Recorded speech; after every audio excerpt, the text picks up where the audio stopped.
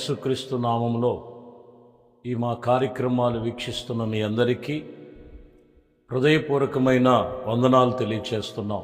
దేవుని మహాకృపను బట్టి మరొక ఉదయము మరొక దినమును దేవుడు మనకు అనుగ్రహించిన దేవాది దేవునికి మహిమ కలుగునుగాక.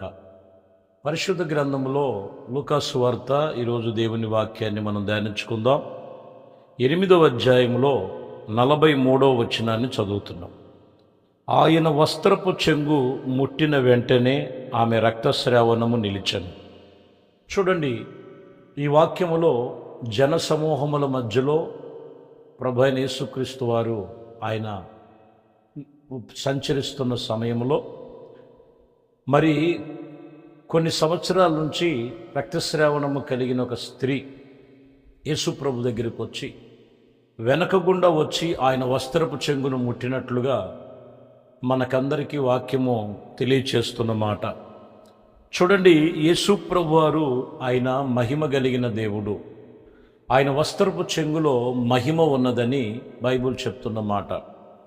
చూడండి, ఆ వాక్యమును మనం వినగానే రాయబడినటువంటి విషయంలో 42లో ఉన్నది. అప్పటికే ఆమె 12 సంవత్సరముల నుండి ఇక్కడ మనం చూసినట్లయితే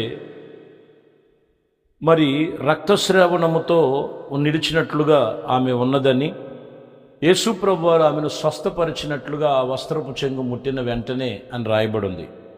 ఈ వాక్యములో మనం గమనించినటువంటి విషయంలో మన ప్రభు రక్షకుడైన యేసుక్రీస్తు ఆయన వస్త్రపు చెంగు అనగా బైబిల్ చెప్తున్న మాట మహిమ కలిగినటువంటి కృపలో స్థిరపరిచినది. ప్రియమైన దేవుని బిడ్డలారా, వాక్యం ఇక్కడ మనకు తెలియచేస్తున్నటువంటి మాట, ఆయన సన్నిధి ఎక్కడ ఉండునో, ఆయన సన్నిధిలో ఎవరు ఉంటారో ఆయన మహిమ అక్కడ నిలిచి ఉంటుందని బైబిల్ చెప్తున్న మాట. కాబట్టి లోకములో లోక తలంపుల్లో కాదు, కానీ ఈ పూట మనకి వాక్యం చెప్తున్న మాట ఆయన సన్నిధిలో మనకి మహిమ ఉన్నది, ఆయన వస్త్రపు చెంగులో మహిమ ఉన్నదని ఇక్కడ వాక్యము మనకి మరి తేటగా తెలియచేస్తున్న మాట. యెషయా గ్రంథములో 33వ అధ్యాయం 21వ వచనములో అచ్చట యెహోవా ప్రభావము కలిగిన వాడు మన పక్షముగా నున్నాడు అని, అది విశాలమైన నదిల కాలువల వలె ఉన్నవి ఆ స్థలముగా నుండెను, అందులో మరి తేడబడినటువంటి ఓడయందు నడతను గొప్ప ఓడను అక్కడ రాదని వాక్యం చెప్తున్నమాట. ఈ 33:21లో మనం చదువుతున్నాం, అచ్చట యెహోవా ప్రభావము గలవాడై మన పక్షముగా నున్నాడు. చూడండి, అక్కడ ఓడలతో పోల్చి ఒక కాలువతో పోల్చినటువంటి రీతిని బట్టి ఎటువంటిది అక్కడ సమీపించదని, దేవుని మహిమ మాత్రమే అక్కడ నిలిచి ఉంటుందని ఉపమానంగా చెప్తున్న మాటలు. కాబట్టి ప్రియమైన దేవుని బిడ్డలారా, ఎచ్చట అనేది మనం గమనించినట్లయితే ఆయన నివసించుచున్న నివాస స్థలం అనగా దేవుని మందిరము, దేవుని యొక్క సన్నిధిగా కూడి ఎందరైతే ప్రార్థన చేస్తా ఆరాధన చేస్తా ఒక చోట కూడి ఉన్నారనుకో ఆయన నామములో, వాక్యం చెప్తున్న మాట అక్కడ నేను నిలిచి ఉంటానని చెప్తున్నాడు. కాబట్టి ఈ పూట మనకి వాక్యం చెప్పే మాటలో మనం చూస్తే అచ్చట వాక్యము చెప్తున్నటువంటి విషయంలో దేవుని యొక్క ప్రభావం ఉన్నది అన్న సంగతి ఆ రక్తస్రావణము కలిగిన స్త్రీ తెలుసుకొని యేసు ప్రభు వారు వస్త్రపు చెంగు ముట్టినట్లుగా ఈరోజు మనము దేవునితో దేవుని సన్నిధిలో మనం సహవాసము గలవారమై ఉన్నప్పుడు ఖచ్చితంగా అచ్చట వారు దేవుని యొక్క ప్రభావాన్ని చూడగలుగుతారని బైబిల్ చెప్తున్న సంగతి. హగ్గయి పుస్తకములో 2వ అధ్యాయము 12వ వచనములో మనం చదువుతున్నాం. హగ్గయి గ్రంథము 2వ అధ్యాయము 12వ వచనం, ఒకడు ప్రతిష్ఠితమైనటువంటి మాంసమును తన వస్త్రపు చెంగున కట్టుకొని దానిని ఇదిగో ఏ విషయములో రొట్టెనైనను మరి దేనిని ద్రాక్షారసమైనను తైలమునైనను ఏ విధమైన భోజన పదార్థములను ముట్టిన ఎడల అవి ముట్టినది మరి ప్రతిష్టమగున అని యాజకులను అడగగా వారు కాదు అనిరి. ఇక్కడ మీరు గమనిస్తే వస్త్రపు చెంగులో మరి ప్రతిష్ఠితమైనటువంటి మరి యాజకుడు చేసేటువంటి పని మనం చూస్తే మరి మాంసమును అతని వస్త్రపు చెంగులో మరి ఒక మూట గట్టినట్లుగా మనకు కనపడుతున్నది. మరి దీనికి సాదృశ్యం ఏమై ఉన్నది మనం చూస్తే, అది ప్రతిష్ఠించబడినటువంటి దైవజనుడు పోల్చి ఆ మాంసమును గురించి మాట్లాడుతూ, అది ప్రతిష్ఠితమైనది కానిది ఏదైనా ముట్టితే అది ప్రతిష్ఠితమవునా అని రాయబడి ఉంది. చూడండి, మనము ఎన్ని చేసినా కానీ ప్రయోజనం లేదు. కానీ ఇక్కడ యాజకుడు లేదా దేవుని యొక్క సేవ చేసేవారు దేవుని యందు విశ్వాసము కలిగిన వారు. సాదృశ్యం ఏం చెప్తుందంటే, యేసుక్రీస్తు కలవరి శిలువలో ఆయన మరణమైపోయి, ఆయన మన కొరకు కొట్టబడిన వాడుగా, మొత్తబడిన వాడుగా, మనుషుల చేత ఎన్నిక చేయబడిన వాడుగా ఎంచబడి ఉన్నారు ప్రజలు. ఎవరైతే ప్రభు అయిన యేసుక్రీస్తు కొరకు ప్రతిష్ఠించబడిన వారుగా ఉంటే వారి యొక్క దేవుని మహిమ చూస్తారు.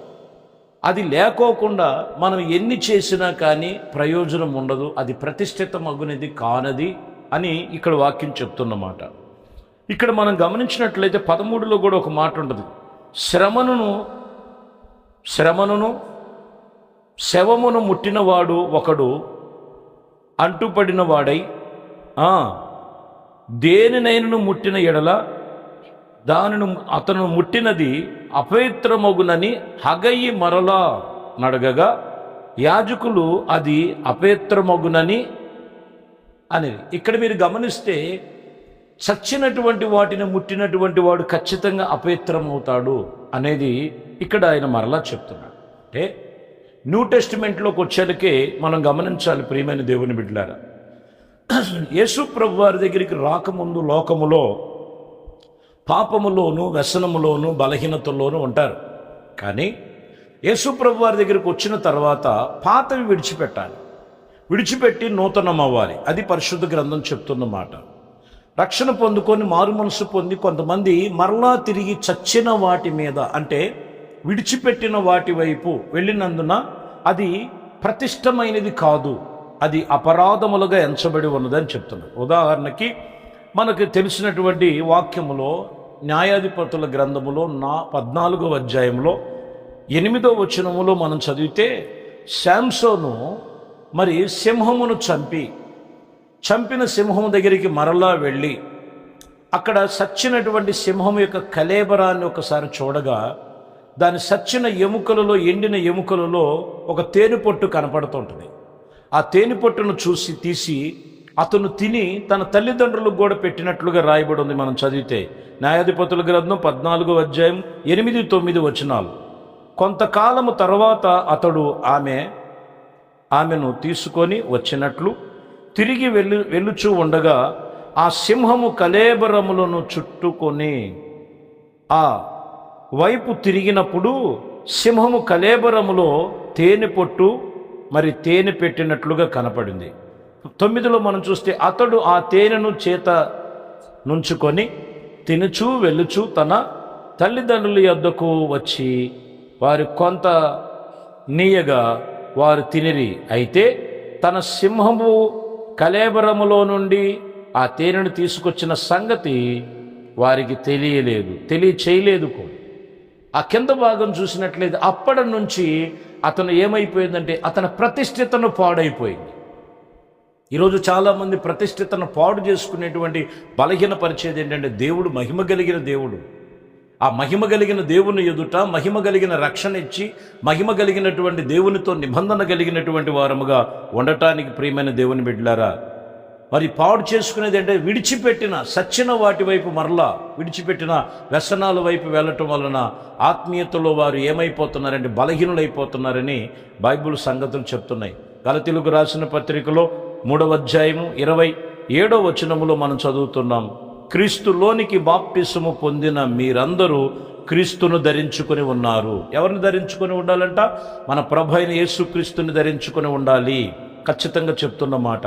కాబట్టి ఉదయకాలము దేవుని వాక్యం చెప్తున్న మాట, మన ప్రభు అయిన యేసుక్రీస్తు వారు ఆయన మహిమ కలిగిన దేవుడు.